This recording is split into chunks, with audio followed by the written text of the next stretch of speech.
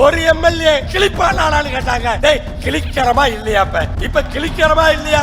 இந்த கொங்கு நாட்டுக்காக நிறைய எம்எல்ஏ வச்சிருக்கவன் என்னத்தை கிழிச்சான்னு சொல்லு. பாரதிய ஜனதா கட்சியில எம்எல்ஏ 4 பேர் இருக்காங்க. அந்த 4 பேரும் இந்த கொங்கு நாட்டுக்கு என்ன கிழிச்சாங்க? நான் தோக்காத தோல்வியா? இத்தனை முறை என்ன பலிகடாக்கி தோக்க வச்சிருப்பீங்க. அந்த சட்டமன்றத்துக்கு ஃபைல தூக்கிட்டு நான் தனியா போறப்ப நான் படுற வேதனைக்கு அந்த வருத்தத்துக்கு அளவே கிடையாது.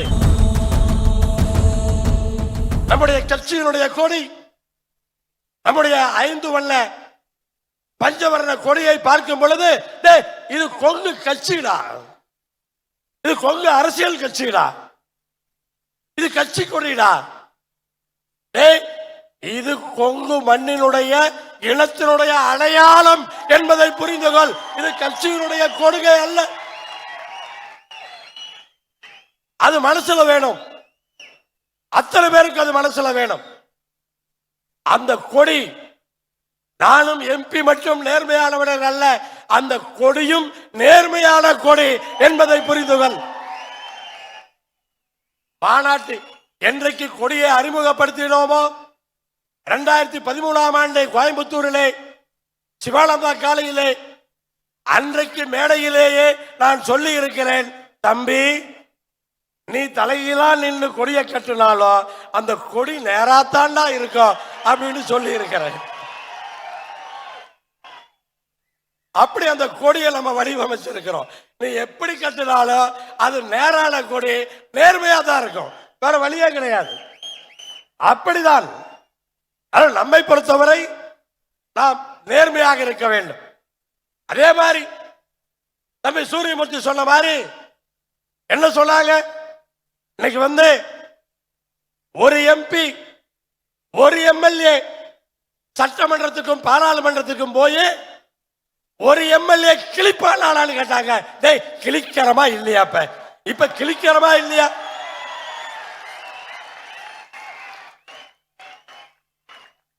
நிறைய எம்எல்ஏ வச்சிருக்கவன் என்னத்தை கிழிச்சான்னு சொல்லு. இந்த கொங்கு நாட்டுக்காக என்ன கிழிச்சான்னு சொல்லு. சரி, பாரதிய ஜனதா கட்சியில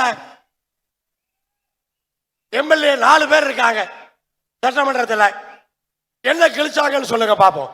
அந்த 4 பேரும் இந்த கொங்கு நாட்டுக்கு என்ன கிழிச்சாங்க சொல்லுங்க பாப்போம்.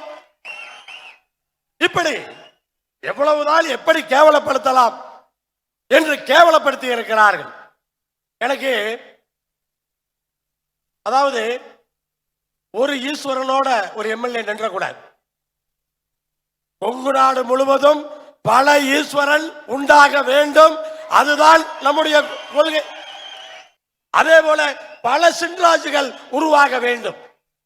நான் தம்பி சூரியமூர்த்தி இடத்திலே, நித்யானந்தத்திடத்திலே பல நேரங்களிலே சொல்லுவது உண்டு, தம்பி அந்த சட்டமன்றத்துக்கு ஃபைல தூக்கிட்டு நான் தனியா போறப்ப நான் படுற வேதனைக்கு அந்த வருத்தத்துக்கு அளவே கிடையாது.